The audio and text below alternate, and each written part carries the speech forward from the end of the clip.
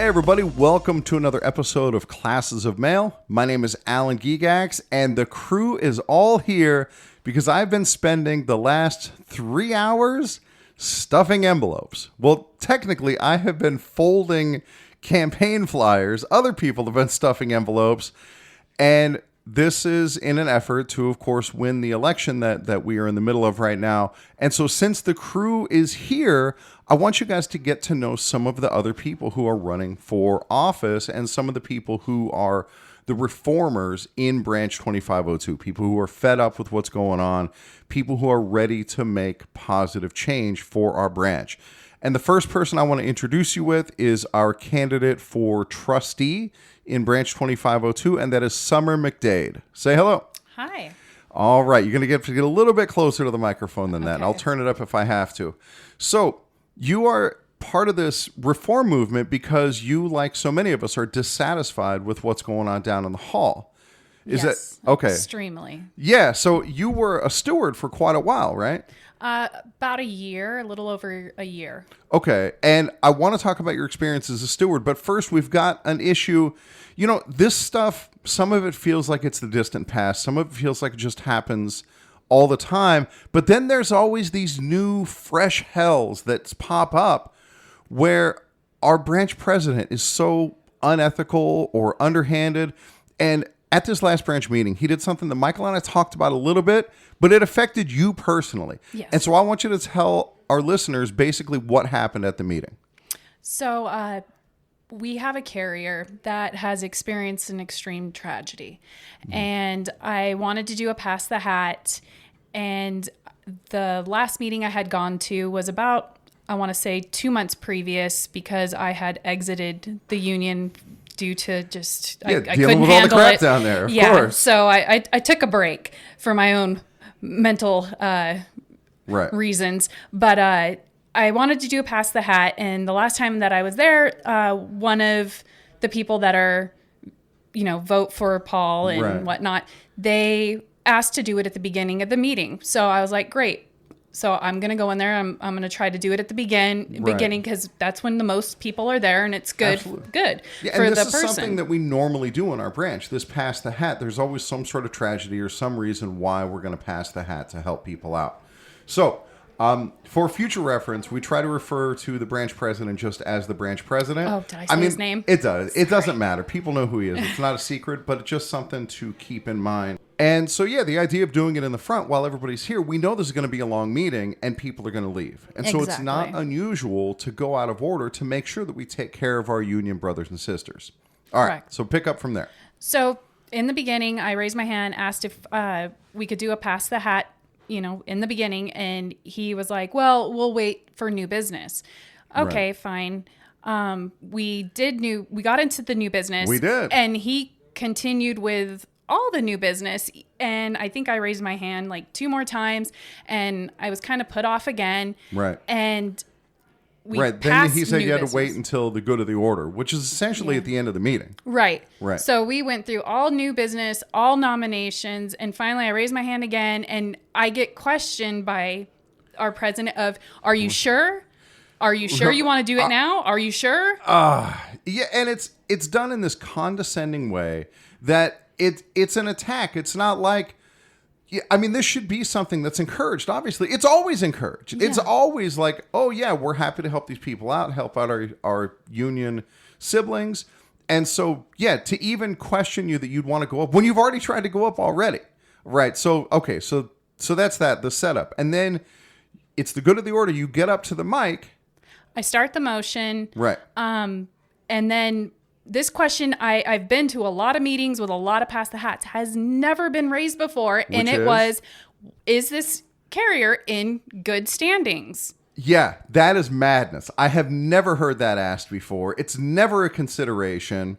And so for that to come up, what that does is it effectively stymies the motion because now you have to go off to the side with, it looked like the sergeant at arms and the secretary. I almost want to think it was the lady from Nationals because she had the roster on her. Oh, she had the roster already on her. Yeah, that makes sense. Yeah. Right. And you have to go And do what? Like, what happened when you were over at that side table? So they just pulled up his name, and she according to her, which I don't even know what she was really looking at, because his name was just on the paper from what I saw, and she was like, yeah. So I turned back, I nod to the secretary. That's fine. It's not a big deal. And the president that, yeah, we're good. And he ignores me. Right. And I'm standing to the side, like, just ready to go back in, because now we're going through different, smaller things. Yeah, little orders of business. Yeah, like, whatever. Right. But I stood there for about 10 minutes, and then I have an injury on my knee and ankle, so I'm like, I'm going to go sit down. Right. So I go sit down thinking, okay, once they're done with his these objection things. has been, his totally unorthodox, crazy objection has now been addressed. Now we're going to pass the hat. No. Yeah, it didn't happen. No. Instead, the meeting got adjourned. Yes. And the hat never got passed. And this is so petty, so underhanded. And, you know, with a lot of the decisions our president makes, who does this serve? Who does this benefit? It's just a petty attack against you personally, trying to help out another fellow carrier. It's what it felt like. And I went back to my station and I told all my carriers what happened, and they were shocked and disgusted. Yes, it's shocking and disgusting. They are, yes. And it's funny because even people who are on our president's side a lot were like stopping me on the way out of like, hey, we didn't do it. And I'm like, oh, I know. Yeah. Yeah, tell that to the guy up there. Yeah, I tried 4 times. Right. I don't know what more I could have done other than got up and screamed. Yeah. But yeah, and then I also had some carriers come into my station and left notes for me on the case through the clerks that they wanted to help out. It's these people were more considerate than our head steward. Yeah, I mean, that's sad. The person who's supposed to be the leader yes. Yes, absolutely. All right, so talk a little bit about what your experience was as a steward. So you are in one of our associate offices. You're in the North Las Vegas installation at the Meadow Mesa Post Office, correct. Right? Yes. Okay, so we have our main installation, which is Las Vegas, and then we have our AOs, Henderson, North Las Vegas, Boulder City. So being in Meadow Mesa, how was your relationship with the folks down at the hall? When I started, you have to understand, I was pretty naive, new to it, didn't know much, because, I mean, in reality, nobody tells you anything or gives you any instruction. Yeah, they're kind of just like, go. And you're like, go where? Yes, 100%. So it was a lot of, it seemed like certain rules were followed some days by the hall. And then other days it was, no, that's not a violation. And yeah, there's picking and choosing, and often it depends on who the grievance is. Yes. And that's so inappropriate. Yes. And I know while we were out there stuffing envelopes, we had a lot of time to chit chat, and you talked about like there may be carriers at your station who you don't get along with, but you're still going to defend them all the way. 100%. As hard as you can. Yeah. And it's madness that we don't get that out of the hall. Like, how do they talk about carriers? I've heard a lot of negative. Yeah, and exactly. I'm not the only one either. Right. Yeah, that's exactly right. And so if you get in as trustee, that is the plan. Remember, Summer McDade is running for trustee in Branch 2502. What are you hoping to accomplish? What are you hoping to change? Really, the biggest thing is just to bring back the base purpose of us is to just protect the carrier. Yes. Stop having a personal opinion. Because I would get my supervisors that would be like, hey, this carrier, this person, da-da. And I would have to tell them, my personal opinion means nothing. Right. It's about the contract. Yes. That's all that matters. And that's it. Yeah, but you can tell there's a lot of emotion involved with other people and personal opinions. And that's not what we do. And I can't stand that part. Yes, can it be like ramming your head into a brick wall a lot of times? Sure. But that's what we do. Right. And so at the nomination meeting, you were planning to run for steward and for trustee. Yes. And you wound up having to choose only trustee because of our president going rogue and defying the presidential ruling. Yes. Yes. So who wound up running for steward at Meadow Mesa? Nobody. Perfect. Oh, well, then if you go by the vice president, the person who won by acclamation at Maine, according to her who decided to address the hall as a middle finger to me, is, well, that makes you now you're the shop steward of Meadow Mesa. Yeah, that is not how that works. With a vindictive giggle. Right. Oh, dude, what a mess. And this is such a good example of why that rule is important, why you shouldn't be prohibited from running in elections where you have every right to run, because now that station has lost a steward who wants to serve them.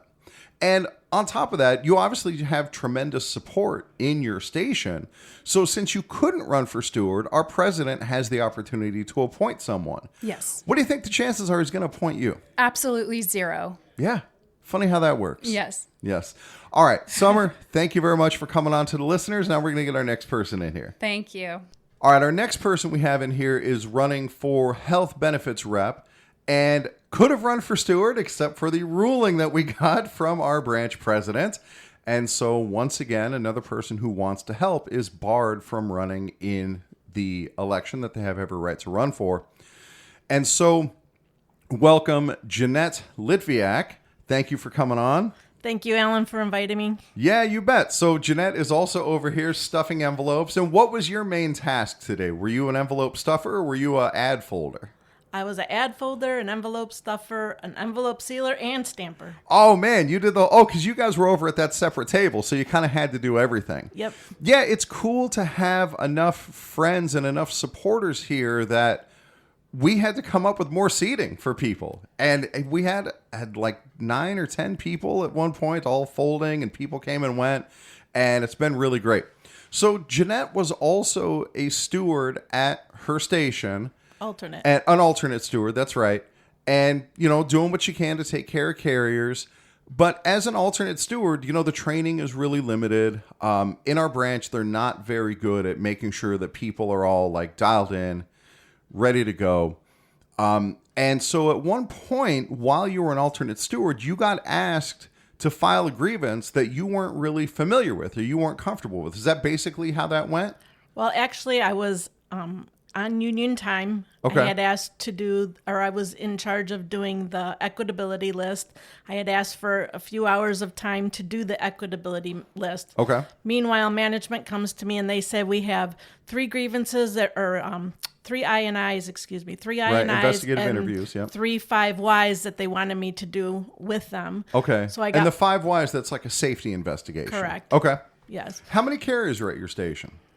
Over 100. Wow. So when you're doing that overtime equitability, that's a lot of data. There was approximately, I want to say like between 35 and maybe 45 carriers on that list. On the ODL? Yeah, that's a lot. That is so a I lot was of in work. the, Okay, in so the you're process doing that. of doing that. Right. And I get a call from Paul saying, I need you to file this grievance. And I'm like, I'm trying to get the equitability list. And I only got 3 hours of time to do it. Right. And I've already done 3 INIs. I've done, 3 5Ys. I said, can't one of your paid stewards do it? Right. Especially because this isn't your grievance file. Like, you don't have the information to make a proper filing or argument with management at the informal A level, right? Correct. Okay. So it's reasonable to me that, like, hey, I'm not in a position to file this grievance because I don't even know what the grievance is about. And so when you express that to him, how did he respond? Well, he was like, oh, all you need to do is this, that, and the other, and you need, find this. And I'm like, Paul, I'm already working on all these other things. I only have like 45 minutes left of today's time to work on the equitability list. And he got all mad and he hung up the phone. And then the next thing I know, he ends up at my station. And I said to the supervisor, I'm like, was that Paul, the president? And he's like, or she was like, yes. And I'm like, what's he doing here? She was like, oh, well, he had to have a grievance side. And he said you were being insubordinate. Okay, so first, the charge of insubordination is already interesting in and of itself because he's not really your boss. That's not really, he has general supervisory power that's in our bylaws, but it didn't just stop at insubordination. It went on to, what did he do after that?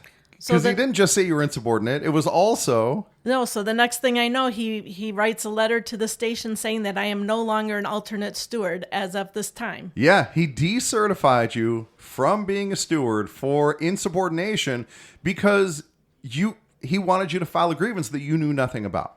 that was not your grievance, that was not your issue, that you had not researched at all. And there were other people available who could have done it, people who were familiar with it. And there was a steward who was actually down at the Union Hall at the time who works in our station right. who could have filed the grievance for him. Exactly. So now you get removed from being a steward. And so to your credit, I think you were the first person, at least in this recent round of reform, to actually use Article 11 to appeal a decision of the president to the branch. And so did Leslie help you with that? She did. Yeah, Leslie's the best. Fellow listeners of Classes of Mail, you've heard Leslie during the first time we were going through this election. She was also here helping us fold papers and stuff envelopes. And she helped craft this argument that now you're going to have to make in front of the branch to try to get your position back because you felt you were inappropriately removed as a steward. Like, what even is insubordination, in this context? And so, all right, so that happens. You now have to go in front of the branch at the next meeting. You make your case. And now, mind you, how much experience do you have arguing in front of crowds? Not much. Yeah, exactly. Any. Yeah, if any. And here we have you going against our branch president who's experienced at this. He's a comfortable speaker. It's his room. And it's like a bulldozer going up against a bulldozer. But tell me. And how many years of schooling has he been set to by the union's dollar? Yeah, to learn exactly how to do this sort of thing. And so here we have our David, Jeanette Litviak, going up against our branch president. And tell me, what was the outcome of that appeal? It was ruled in my favor that I should not have been removed, for insubordination. Right. And they put you back in the branch rule to put you back in your position as steward. Oh, that is so satisfying. And so is that the end of it? Now you're totally cool and everything's peachy keen with the branch president? Oh, yeah. No, not at right, all. Exactly. And so, like everybody else, you had to now make this decision to run for health benefits or to run for steward. You wound up choosing to run for health benefits. What do you think the chance is that you will be appointed now as an alternate steward at your station? Well, I didn't have a chance before, and I'm sure I still don't have a chance now. But funny how that works. If the president stays the way it is right now. Right. Yeah. Oh, yeah. Yeah, that's true. Right. If Michael wins, right, which is why we're all here stuffing envelopes, then maybe we won't have this problem. But this, again, is a good example of where your branch expressed a view, your station expressed a view, your branch expressed a view, you got reinstated as a steward, and our branch president stands against it. In vote after vote, the votes that we just had at our nomination meeting, the people who actually put the mail in the box voted one way, and the president and his executive board voted the other way. And that happens every time. And it's so frustrating. And so, Jeanette, thank you for being a source of strength of somebody willing to push back against this force that's very difficult to stand up against. Thank you. Well, I would thank everybody that I have to work with, because I've been in that position, all the time. And I'm like, I'm never going to let that happen again. And I have new people that I come in and that I'm training. And I'm like, knowledge is power, make sure you're going to your meetings. I mean, I'm a total advocate especially for the new people and for, of course, the people I work with currently anyway. Right. I just don't want to see management running over them. And I don't want to see that happen to retirees or anybody else. Not that management's going to run over the retirees. Right. But yeah, we want to represent everybody and take care of everybody. And that's the idea. Awesome. Jeanette, thank you very much for coming in. And if you're a voter in Branch 2502, that is Jeanette Litviak for health benefits. Thank you, Alan. And so we move on to the next person, and it turns out that person left because when we've been sitting here 3 hours folding stuff, and then somebody comes in and we close the door and we do our interview, and then somebody else comes in and we close the door and we do our interview, and then we open the door again and everybody's gone. So we have here instead he can do Zoom. Yeah. We may be able to get people on here on Zoom, but. I thought that the whole envelope folding would take about 2 hours. And it wound up taking 3.5, something like that. And so, yeah, people were ready to go home. And plus, not everybody's comfortable coming on the podcast and talking. And so I get it. That's reasonable. But we got the man of the hour here, Michael. So yeah, everybody should know who I am. Yeah, by definitely. now. People know who you are by now. And so, but I want to talk a little bit about that we managed to get like 10, 11, however many people here on a Sunday on short notice, because all this was decided at the last minute that, okay, we're going to do this. And you had to hurry up and order all the supplies, and people came over. Yeah. Well, I made the decision to spend quite a bit of money to do this. And thankfully, people realized that I'm spending a lot of money and to help me out for spending that money to show up to the folding party. Right, exactly. Yeah, you know what we ought to do is, because we have people who are rooting for us all around the country, we should do like a GoFundMe and have people, if they want to do it, because Michael just spent a lot, we're talking like $2,000 to $2,500, basically your whole back paycheck. Yeah, but nationwide, it has nothing to do with that. No, that is true. This is local, so. Yeah, that's fair. Yeah. That's fair. Yeah, so anyway, Michael, good on you. For having people who care enough, who believe enough in the message to come out and do this. It says something about your leadership and about the reform movement. Well, I think it's not just that either. I think people are just ready for change. Yeah, I would agree with that. There are people, even people who may not know who Michael Brasaemle is and who Alan Gigax is, they're still frustrated with what's going on down at the hall. And even people who we know would ordinarily be loyalists and other good old boys, they can see it too. Mm-hmm. And so, goddamn, if ever there were the time that the branch is going to turn, this is the time. Yes. And so yeah, to your point, you made that executive decision that, all right, if we're going to do it, we're going to do it now. And man, we got a fighting chance here. Yeah. Well, it helps in the fact that now we have somebody overseeing the election. Oh, yeah. All the votes are actually going to be counted this time. Yeah. And they're actually going to be sent correctly. Right. So hopefully everybody gets the ballot this time. Yeah, that was awesome. Yeah. Like during the nomination meeting, Michael raised his hand. Hey, are the ballots going to be sent out first class? And the lady from National's like, yes, they will be sent out first class. And the return envelope. Oh, yeah, it's business class. reply. Yeah, exactly. That's all set up. And dude, there's little things like the fact that we're able to do this mailing at all is because the lady from National set out what the advertising policy was going to be. And that's in the election rules that, hey, if the branch, offers a service, they have to offer it for all candidates and it all has to be done equally. And so we get this email that says like, hey, if you want to send out a mailer, you can use the mailing list, but these are the criteria that you're going to have to follow. And that's what we're doing. Yeah, except still your incumbent still has advantage because they already have that list. Of course. And they can count noses and add it to the list of advantages that the incumbent has. Yep. But dude, again, this is... Well, I do have a little beef with the overseers right now is because our our bylaws and constitution and literally says any previous or of man in supervisory position shall not have voice or vote in the election or any matter with the branch, no voice or vote within the branch. Except for health benefit and life insurance. Right, that they can't even come to the meeting except for the parts that are about health benefits and life insurance. And their excuse that, well, as long as there is no 1723, they can still vote. I don't like that answer. Yeah, I hear you. Yeah, I was under the dear listener, I could have sworn I saw a presidential ruling that said that 204Bs could still vote in our branch election. Only for health benefit and life insurance. Well, that's what I'm saying is like, I can't find that presidential ruling. And what I do see is a very explicit in the Constitution and in our bylaws that says if you're a supervisor, then you are only a member for the purposes of health benefits and life insurance. Mm-hmm. And so I don't know where I saw that. If that exists and you have it handy, you know how to find it, send it to me, classesofmail@gmail.com. Otherwise, I'm not going to sweat it. It's one vote. No, it's not one vote because there's multiple 204Bs. And there has been multiple 204Bs in the last 2 years. Nice. And if they shouldn't be voting. Yeah.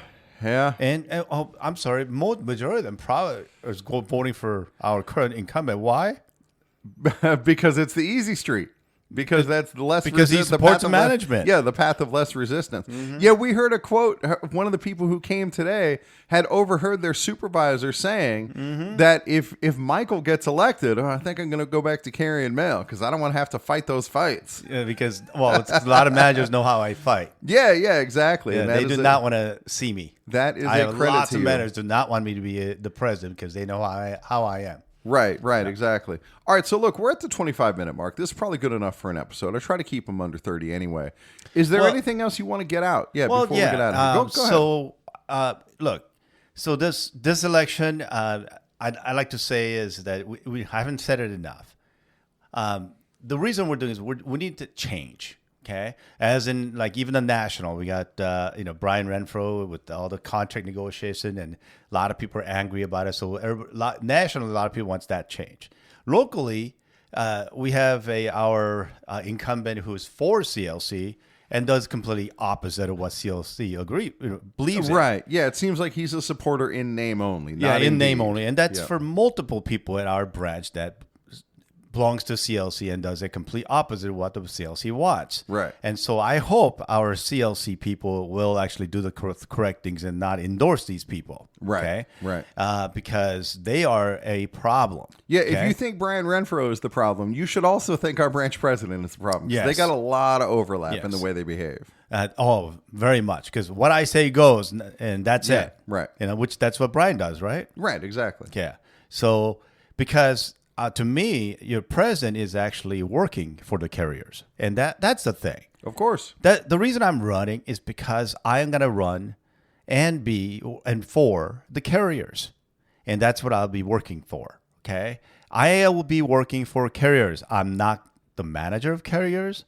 I'm not the supervisor of carriers. I'm here for people. I'm here for the carriers. So everything that I will be doing is for carriers. It's not going to be for management, and it won't be for myself. It will be for carriers. That's it. Michael, well said.